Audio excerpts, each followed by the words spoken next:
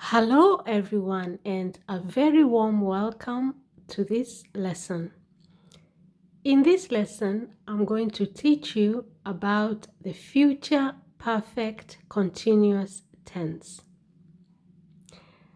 To be able to use this tense effectively, it is important to understand the rules. Rule number 1. Use this tense to indicate or to show or to explain that something will happen in the future and that it will be an ongoing event for an unlimited time. Let me explain this rule. Now, when you want to talk about something that's going to happen in the future and it will be going on for some time, then you use the future perfect continuous tense. Now, let us look at some examples of how to apply rule number 1. Look at examples 1 on the right. Example A. My son will have been studying for 3 years by the time you return. So we are talking about a future event here. And that is the fact that someone is going to be going away for some time. And while they are away, your son will be studying for 3 years. In other words, the person is going to be gone for 3 years. And by the time they return, your son will have been studying for 3 years. Imagine that someone is going to the army and they have to go abroad for 3 years as a soldier. And they will be back after 3 years. Now, in that period of time, you have a son who will be studying for 3 years. Okay? So you want to tell the person who is going away that, hey, by the time you return, my son will have been studying for 3 years. Okay? Now, example B. I will have been living here 10 years next summer. I will have been living here 10 years next summer. So, I'm talking about an event, and the event is actually the fact that I live here and that I have been living here for some time and I will continue to live here, and next summer it will be a period of 10 years. So I will have been living here 10 years next summer. So next summer, when next summer arrives, I will have been living here for a total of 10 years. Okay? So we use this tense to talk about something that is going to happen in the future, and it does not have an unlimited time. It's an ongoing event between now and that time. Okay? It is an ongoing event and it will remain ongoing until that particular time period when you have in mind. Like, for example, in example A, the time period is 3 years. So between now and 3 years, your son will be studying. And in example B, it is between now and next summer. Okay? So there is that unlimited time between now and next summer that I will be living here 10 years next summer. So come next summer, I will have lived here for a total of 10 years. Now, rule number 2. To construct this tense, always use this formula. Will plus have been. Okay, so will plus have been plus verb plus ing.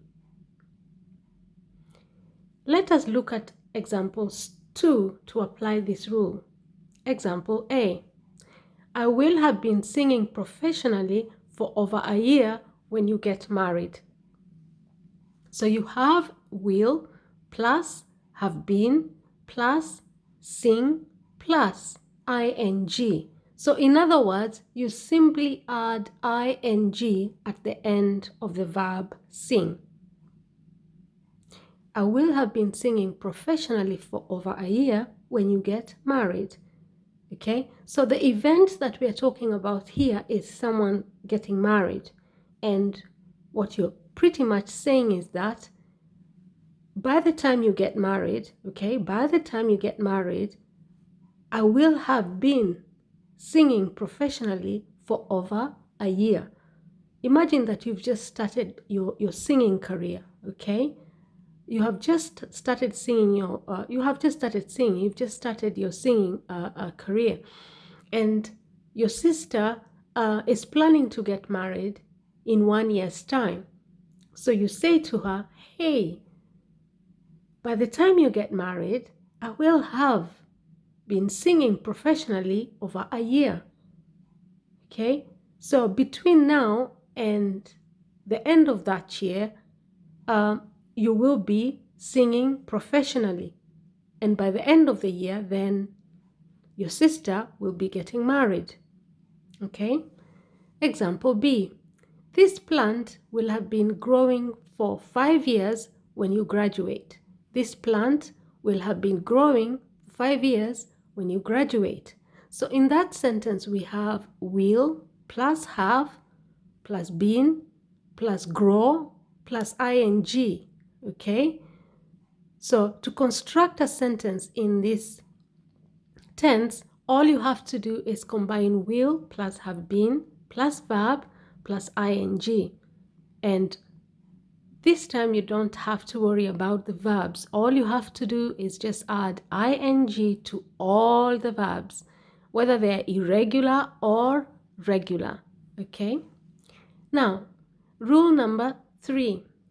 To construct a question in this tense, use this formula. Okay? So if you want to ask a question, and you want to ask a question in the future perfect continuous tense, then use this formula.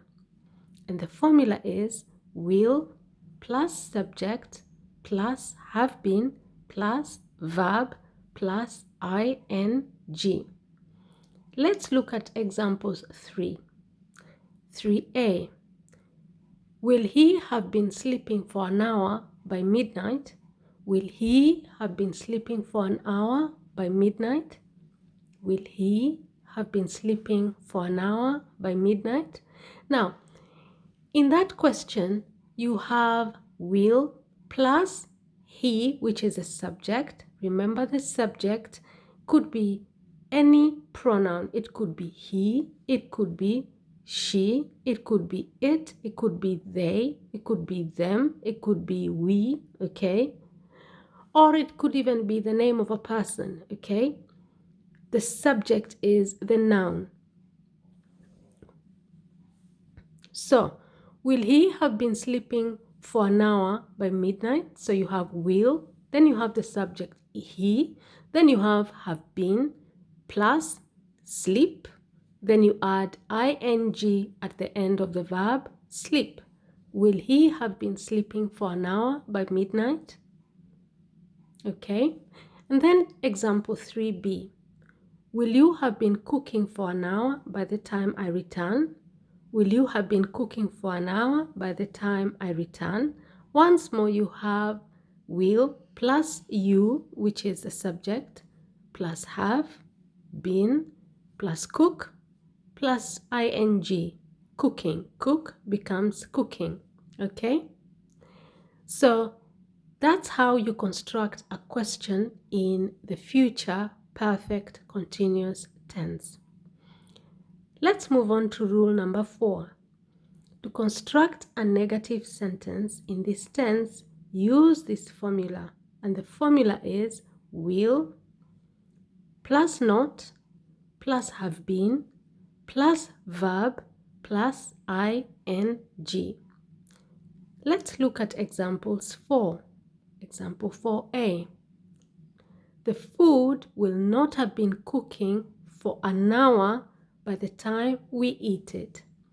The food will not have been cooking for an hour by the time we eat it. In that negative sentence, we have will, not, plus have, then we have been, and we have the verb cook, and we have put ing at the end of the verb cook. Okay? The food will not have been cooking for an hour by the time we eat it. Let's look at example 4b. I will not have been eating when you visit us. I will not have been eating when you visit us. In that sentence, we also have will, plus not, plus have been, plus eat, plus ing, and that helps you to construct a negative sentence in this tense. So anytime you want to construct a negative sentence in the future perfect continuous tense, remember to use the formula will, not, plus have been, plus the verb, and add ing at the end of the verb. Okay? Now, rule number 5. In this tense, we always use action verbs and not stative verbs. What are action verbs? Action verbs are doing verbs. They are verbs in which somebody does something. Somebody physically does something. Okay? So we use this tense with action verbs only, not stative verbs. And what are stative verbs? Stative verbs are verbs which have to do with feelings and intangible things. Intangible things, they're things that you can't touch. You can't touch with your fingers. You can't touch them with your hands, okay? So stative verbs have to do with feelings and intangible things, whereas action verbs have to do with actions. They are doing verbs. You do something. Physically, you do something. Now, some examples of stative verbs are agree. Okay, you can't touch that. Agree, remember, taste, love, smell, wish. All these verbs have to do with feelings. When you agree to something, it means you feel in a certain way. When you remember, it means you feel a certain way. When you taste, it's the same thing. Love, it's the same thing. Smell, pretty much the same. Wish, these are all verbs that are related to feelings. Okay, they're intangible things. Now, probably at this point you're asking yourself, if you have just watched the video on the future perfect tense, because I have just uploaded a video on the future perfect tense.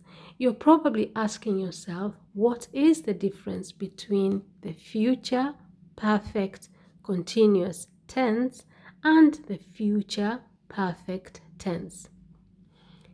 That is what the tip I have given you at the end is about. The difference between this tense and the future perfect tense is that this tense does not have an end. Okay? It does not have an end time period to complete something. There is no time limit. Okay? Now, in the future perfect tense, as we saw in the previous lesson, you're talking about something that you're planning to do in the future, but within a fixed time, within a fixed time frame. Okay? But in the future perfect continuous tense, The time frame is not limited. The time is unlimited and ongoing. And that's why we talk of continuous. Remember, in English, every time we talk about continuous, you have to remember that you only need to add ing to the verb.